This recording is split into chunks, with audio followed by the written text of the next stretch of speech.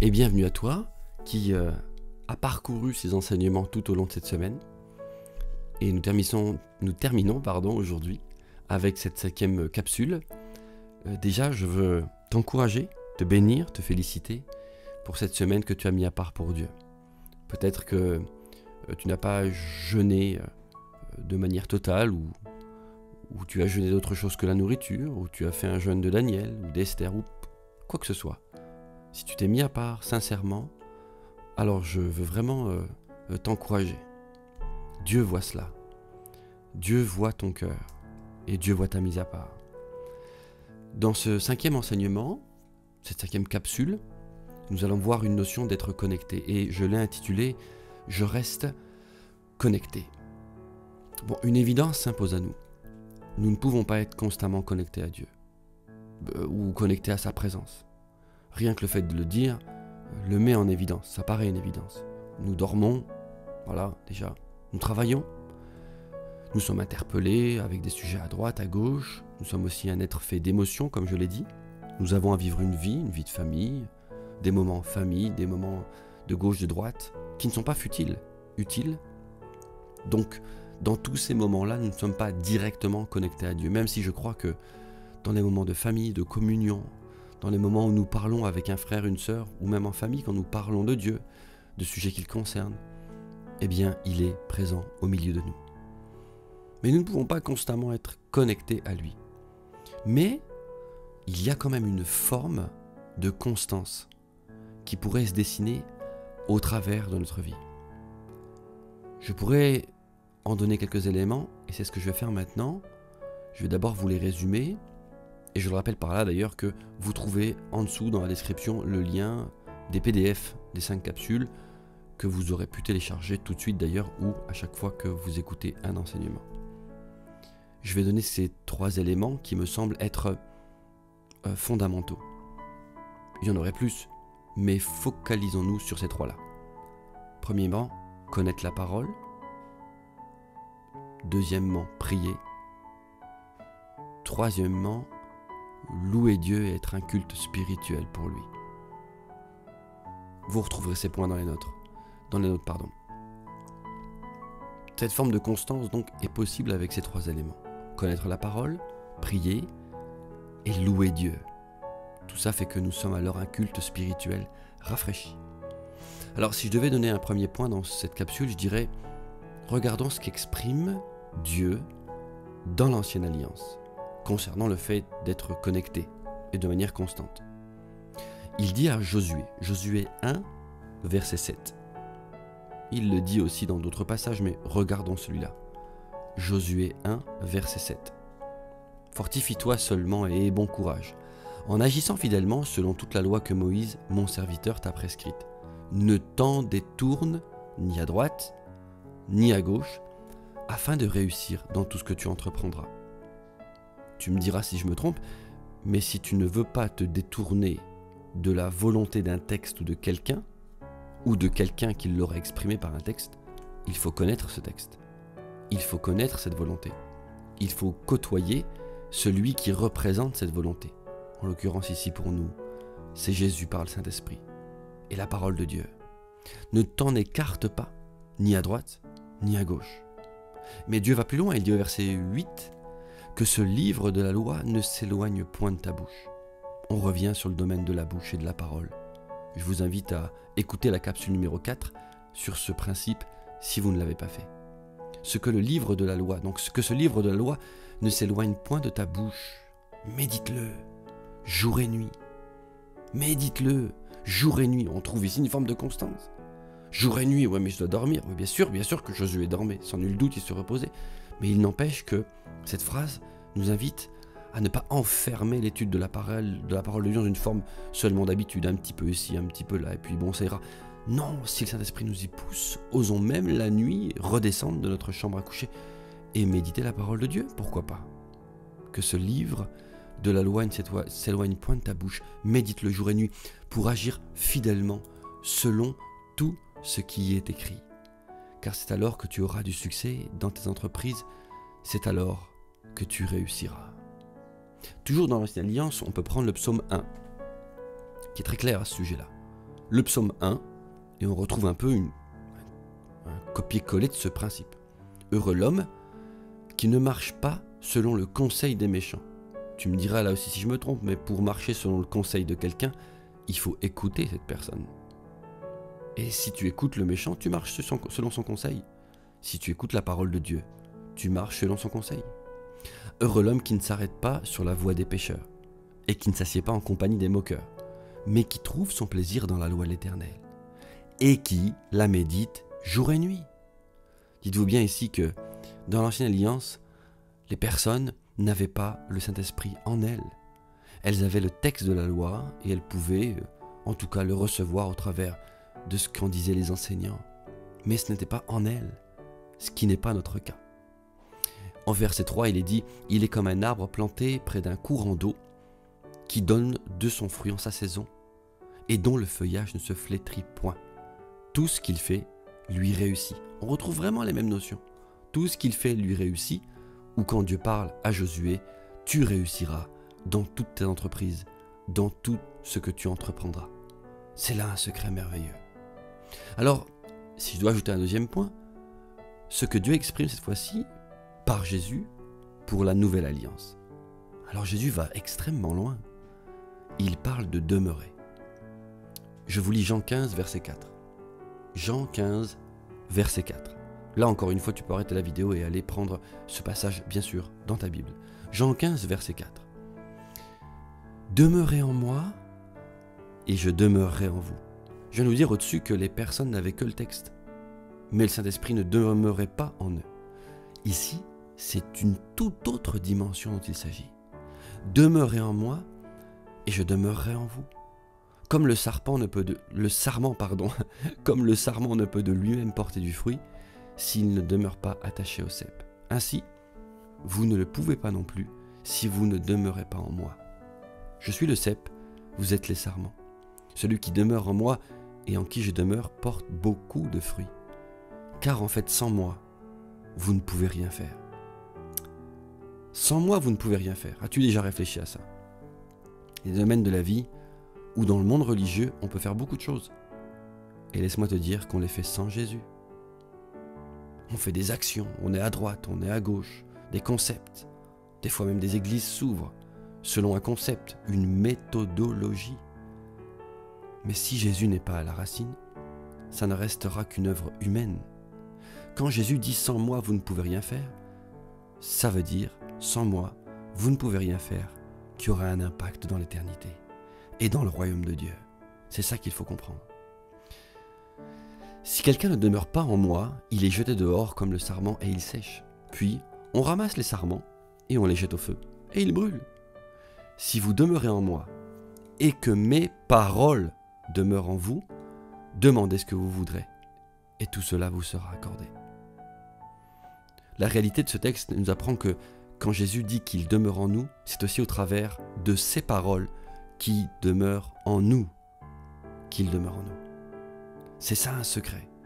C'est là, tout du moins, un secret. Le fait que nous devons, comme je l'ai dit au début, j'ai cité 3 points. Connaître la parole, prier et louer Dieu. Et si ces 3 points étaient, alors que cette semaine de jeûne et prière se termine, des clés que tu mettais en place dans ta vie? Et si tu te mettais à connaître encore un peu plus la parole? Et si tu te mettais à trouver un lieu secret, je ne sais, une pièce, un endroit, même dans une entreprise, un chemin sur lequel tu irais marcher, ou alors un lieu, un parking, le midi quand tes collègues sont en train de manger ou d'avoir fini de manger, un lieu où tu sais que tu vas te retrouver pour être régulièrement dans la présence de Dieu et connaître la parole. Et si tu mettais ces choses en place après cette semaine de jeûne? Revenons à notre texte. Jésus exprime le fait de demeurer en lui. Il ne faut pas le prendre à la légère. On lit ici qu'il en s'agit d'une conséquence grave. Sans lui, on ne peut rien faire. Je pense qu'il y a toute une partie de nos vies qui, peut-être pas pour vous, mais pour moi, j'ose l'imaginer. Est-ce qu'il n'y a pas toute une partie de ma vie qui n'a été qu'un théâtre? D'avoir conceptualisé une religion chrétienne, mais de ne pas toujours avoir touché la vie du bout du doigt. Je veux corriger ça. Je veux vivre pleinement, conduit par le Saint-Esprit, En tout cas, si demain j'y arrive pas pleinement, encore un peu plus. Qu'il fasse tomber les écailles de mes yeux et que je puisse rester connecté à la vie, la vraie vie. Être un enfant de Dieu réellement. Certains diraient même ne pas jouer à l'église, mais être l'église de Christ. Si quelqu'un ne demeure pas en moi, il est jeté dehors. Voilà la conséquence grave, comme le sarment, et il sèche. Puis on ramasse le sarment, on les jette au feu, et il brûle. Mais, si vous demeurez en moi et que mes paroles demeurent en vous, demandez ce que vous voudrez, et cela vous sera accordé. Je ne reviendrai pas sur ces points qu'on a déjà vus dans nos enseignements. On a vu tellement de choses cette semaine. Je vous invite à réécouter les vidéos pour parler de demander à Dieu, de comment prier même et comment parler. Si je devais ajouter un point, j'ajouterais le point suivant. Jésus, l'être humain donc, Jésus sur terre, demeurait lui dans la présence de Dieu. Comment ça? Eh bien, il priait. J'ai parlé de 3 points, connaître la parole, rester attaché. On l'a vu en Josué 1, en Psaume 1. Et nous savons qu'il s'agit ici de lire la parole de Dieu, de la méditer, jour et nuit. Ce deuxième point qui parle de prière. Jésus, l'être humain, demeurait en la présence de Dieu. Il priait. Je vous donne quelques références. En Marc 1, verset 35. Vers le matin, Marc 1, verset 35. Vers le matin, pendant qu'il faisait encore très sombre, il se leva et sortit pour aller dans un lieu désert où il pria. Il y a une simple phrase. Juste cette simple phrase comporte des clés pour nos vies. Vers le matin, pendant qu'il faisait encore très sombre, ça nous invite à peut-être réorganiser notre vie pour que le matin, avant que la vie ne commence, avant que le soleil ne se lève et que l'horloge fasse que nous soyons bien obligés d'aller travailler et de penser à d'autres choses vers le matin. Est-ce que nous ne pourrions pas nous réorganiser pour passer un peu plus de temps avec Dieu? Et si le matin, je dis ça comme ça, tu te levais 1 heure plus tôt, alors pas pour passer 1 heure de prière, c'est quelque chose de compliqué 1 heure de prière, mais pour te lever plus tôt, t'apprêter et puis partir marcher 20 minutes. 20 minutes à marcher pas loin. Et revenir ensuite, déjeuner. Tu ne seras pas en retard au travail, mais tu auras passé du temps avec Dieu. Je ne veux pas ici épiloguer, mais sache que médicalement parlant, la marche, il est prouvé médicalement parlant que la marche agit de manière directe avec notre cerveau et notre manière de penser. Mais ce n'est pas mon propos. Vers le matin, pendant qu'il faisait encore très sombre, il se leva. Il sortit pour aller où? Dans un lieu désert où il priera. On a besoin de lieux déserts. Nous avons besoin de lieux secrets. On a besoin d'avoir nos lieux, nos endroits. Tu peux en avoir plusieurs. Notre manière de faire pour que Dieu puisse nous parler. C'est comme ça qu'on demeure dans sa présence. En acceptant d'être dans un endroit isolé, calme, retiré. Tu peux dire, ça m'est déjà arrivé de dire à un de mes fils, alors qu'il rentrait dans le bureau et que je m'étais isolé, pour me parler. Légitimement, il a le droit de me parler. Et je l'ai écouté au début, puis comme je savais que j'étais en pleine préparation, je m'étais isolé parce que je voulais recevoir quelque chose de la part de Dieu. J'ai dit à mon fils, pardonne-moi, mais est-ce qu'on peut en parler plus tard? Si je t'écoute maintenant, je ne peux pas entendre Dieu en même temps. Tu sais, je t'invite à prendre conscience que quand le Saint-Esprit te parle, il vaut mieux ne pas lui fermer la bouche. Je t'invite aussi à imaginer cette image. Quand ta Bible est fermée, peut-être trop souvent fermée, c'est comme si tu disais à Dieu, ferme ta bouche. Je veux pas que tu ouvres ta bouche. Mais quand tu ouvres ta Bible, c'est comme si tu disais à Dieu, je te permets de me parler. Saint-Esprit, parle-moi. Saint-Esprit, dépose quelque chose de nouveau dans mon cœur. Saint-Esprit, je veux passer du temps avec mon Père, avec Dieu. Par Jésus. Merci Jésus. Continuons. Luc 5, verset 16. Et lui, il se retirait dans les déserts et priait. On retrouve ici les mêmes clés que ce que Marc nous indiquait. Et en Luc 6, verset 12, nous avons ici un complément. En ce temps-là, Luc 6, verset 12, en ce temps-là, Jésus se rendit sur la montagne pour prier. La montagne étant un lieu désert. Et il y passa toute la nuit. Il y passa toute la nuit à prier Dieu. Au verset 13, quand le jour parut, il appela ses disciples et il en choisit 12 auxquels il donna le nom d'apôtres. Ce que ce passage nous dit, c'est que quand tu passes du temps dans la prière, quand tu passes du temps à prier Dieu, quand tu passes du temps même à lutter contre tes pensées, parce que quand tu vas prier et que ça dure un peu, forcément, au bout d'une demi-heure, tes pensées reviennent. Notre cerveau n'a plus l'habitude, malheureusement. Et il faut réapprendre à prier longtemps. Jésus a prié toute la nuit, tu imagines?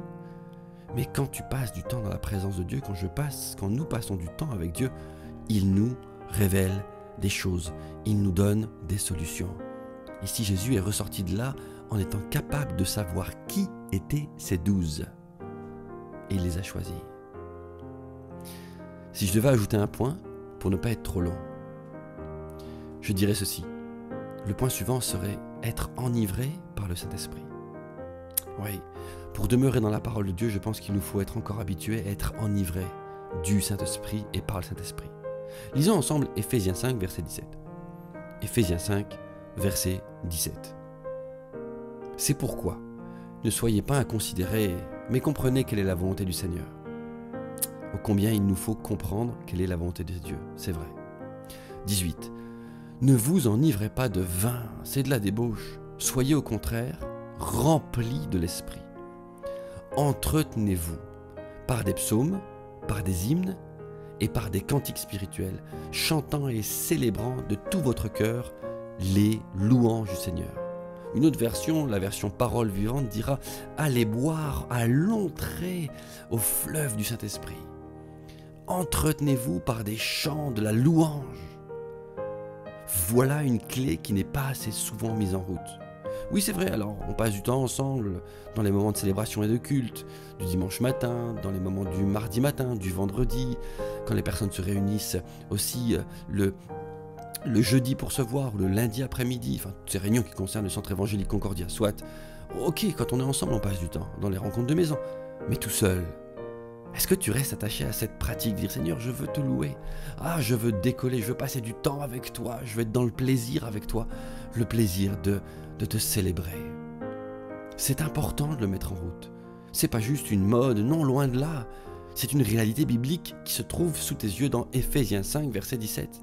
Le monde, tu sais que tu pourrais être oisif et enivré du monde, enivré des épisodes TV, enivré des loisirs, enivré de ce qui te séduit, enivré des jeux vidéo, enivré d'une passion, même le sport, tu peux être enivré de tout ça. Es-tu enivré, rempli du Saint-Esprit? Prends cette habitude de louer Dieu, mets-toi à part pour lui. Et je te le dis, je l'inscris en rouge dans les notes, ta mise à part est un sacrifice d'agréable odeur pour Dieu. C'est peut-être même le début de la plus belle adoration que tu puisses être pour lui. Je dis bien être pour lui. Avant même que tu aies ouvert la bouche, parce que tu te mets à part, tu es déjà en adoration pour lui. Alors je terminerai avec ce passage et ce dernier point. Être et rester rafraîchi par le Saint-Esprit. En Romains 12, verset 1, nous lisons. Romains 12, verset 1. Passage que vous connaissez très bien, j'en suis certain, on le prend si souvent. Romains 12, verset 1 et suite. Je vous exhorte donc, je vous encourage, je vous exhorte donc, frères, par les compassions de Dieu. Ce qui veut dire par le fait de réaliser que la grâce de Dieu s'est aussi approchée de vous. À offrir vos corps comme un sacrifice vivant, saint, agréable à Dieu, ce qui sera de votre part un culte raisonnable. Le corps ici implique l'entièreté de notre être, l'esprit, l'âme et le corps. Ne vous conformez pas au siècle présent, dans vos comportements, dans vos choix, dans votre âme, dans vos pensées, mais soyez transformés par le renouvellement de l'intelligence. Ici, les enseignants s'accordent pour dire que nous pouvons dire l'intelligence spirituelle. C'est-à-dire, ce n'est pas le QI dont on parle ici. C'est réellement la façon dont tu penses à l'intérieur de toi. Afin que vous discerniez quelle est la volonté de Dieu, ce qui est bon, agréable et parfait. Et la parole vivante, la traduction parole vivante dira que c'est ici le culte spirituel qui lui est agréable. C'est ici le véritable culte qui lui est agréable. Je vais en terminer au niveau de ces enseignements. Pour dire que si, après une semaine comme nous avons passé, nous ne décidons pas de rester accrochés à Dieu, de demeurer en lui, peut-être, je ne vais pas dire rien, ne se passera-t-il rien, mais peut-être ne se passera-t-il pas grand-chose. Il a besoin, notre Seigneur a besoin que nous restions en sa présence. Il veut nous arroser de ses bénédictions. Il veut transformer nos vies. Alors je te laisse cette dernière capsule qui t'invite à rester connecté. Fais les bons choix, sois pragmatique, organise-toi. Prends ton agenda papier ou ton agenda digital, peu importe. Réserve des moments à Dieu. Intensifie cette pratique. As-tu déjà vu quelqu'un qui fait du sport? Si tu veux, je peux te donner des noms. Mais il va intensifier la pratique pour gagner en muscles.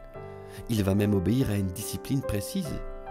Certaines phases vont être pour prendre du poids. D'autres phases vont être pour sécher, c'est-à-dire perdre tout ce qu'il a pris en gagnant en muscles et en gagnant en visibilité. On voit que les muscles se dessinent. Bref, un sportif sera discipliné. Combien de fois l'apôtre Paul ne nous compare-t-il pas à un sportif? Et si là maintenant, à la fin de cette semaine de jeûne et prière, tu prenais la décision, je vais être pratico-pratique. Je ne vais pas mettre la barre trop haut, mais je vais prendre la décision d'appliquer ces 3 points, connaître la parole, prier et louer Dieu, être un culte spirituel qui lui est agréable, savoir ce que Dieu veut, chercher Dieu. Je vais m'organiser, je vais sortir prier. Ne mets pas la barre trop haute, c'est pas la peine de mettre trop souvent. Ressens ce que tu es capable de faire et fais-le. Tu augmenteras plus tard. Commence en bas de l'échelle. Mais commence. Mets de nouveaux repères dans ta vie pour plaire à Dieu. J'ai été heureux de passer ce temps avec vous dans ces enregistrements, mais aussi à l'église, pour ce qu'on aura vu. J'ai été heureux de les mettre de côté, j'ai été heureux de les enregistrer. J'ai été heureux moi-même de passer ce temps avec Dieu. Et je veux continuer. Prions ensemble et terminons. Seigneur, nous te remercions pour qui tu es. Nous savons tellement que nous avons besoin de toi. Sans toi, on ne peut rien faire. Il est temps que notre vie prenne moins de place, encore moins de place qu'en 2022, et que notre vie en 2023 t'accorde plus de place. Nous voulons que tu sois le VIP dans notre vie, que tu aies le pass qui ouvre toutes les portes. Nous voulons que tu viennes et que tu prennes toute la place du roi. Seigneur, je te remercie pour ta parole. Je veux apprendre à mieux la méditer. Je veux apprendre à sortir te prier ou à te prier à la maison. Je veux, de manière pratico-pratique, prendre des moments, des horaires fixes, des lieux fixes où personne ne pourra me déranger parce que je m'adresse à toi, parce que je cherche ta présence. Saint-Esprit, aide-moi à mieux étudier ta parole. Saint-Esprit, aide-moi à mieux comprendre la parole de Dieu. Saint-Esprit, toi tu as les clés, tu connais les secrets du cœur de Dieu, révèle-les-moi petit à petit. Mais je veux chercher et je veux passer plus souvent de l'autre côté, dans le royaume de Dieu. Là où les choses ne sont pas visibles, invisibles soit, mais éternelles, inébranlables. Là où les choses sont les plus fortes, bien plus fortes que celles qui sont dans le monde visible. Merci Père. Que Dieu vous bénisse.